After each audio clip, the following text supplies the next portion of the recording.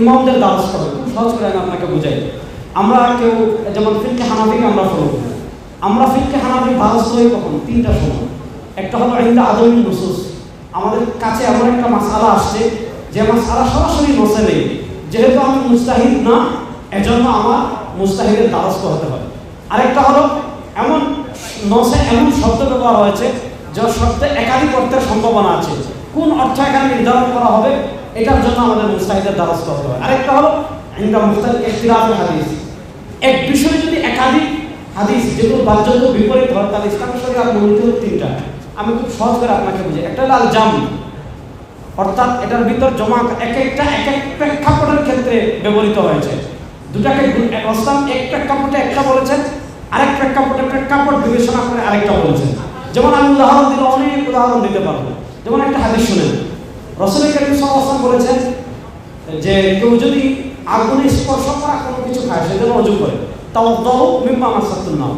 এখানে আগুনে স্পর্শ করা কোনো কিছু খেলে ওযু করার কথা বলা হয়েছে।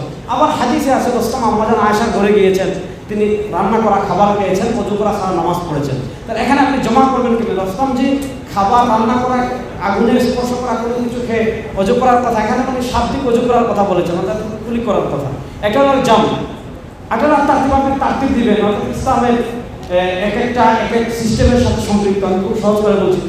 আর যদি আপনি জমা করতে না পারেন, তারতিব মানে সুবিন্যস্ত করতে না পারেন, তাহলে এক একটা এক এক সময়ের সাথে কাজ, অর্থাৎ একটা বিধান আগে ছিল একটা হাদিসের বিধান, এটা পরবর্তীতে রহিত হয়ে গিয়েছে, নতুন বিধান আসছে।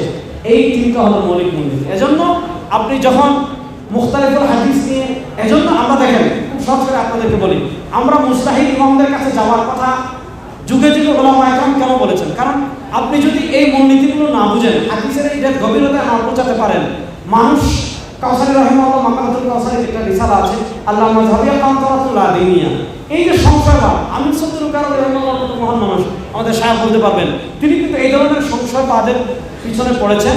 এজন্য আমি ছোট ভাই তোমাকে আমি একটা কথা বলবো, এই ব্যাপারে তো আমি তোমাকে বিস্তারিত এখানে বলার সুযোগও নেই। কোনো মুহাক্কিক বা আহলে ফান অর্থাৎ শাস্ত্রজ্ঞ যারা হাদিস নিয়ে পড়াশোনা করেন আমাদের সিলেটে এবং প্রচুর উলামা একরাম আছেন, তাদের কারো সান্নিধ্যে আপনি যাবেন, এ ব্যাপারে বিস্তারিত জানবেন। মাশাআল্লাহ, মাশাআল্লাহ, সুন্দর।